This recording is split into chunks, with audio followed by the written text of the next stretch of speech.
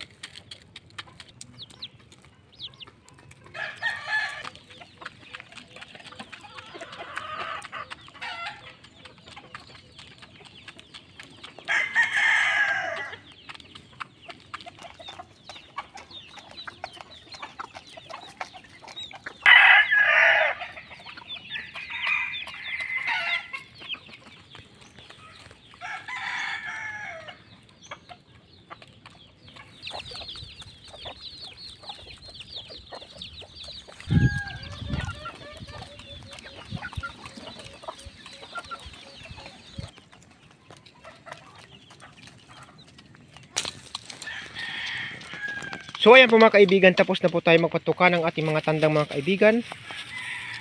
So nabagyan na po natin sa mga patuka. Ayan. Ayan mga kaibigan, lipat po tayo kabila. So maraming salamat po sa inyo lahat mga kaibigan.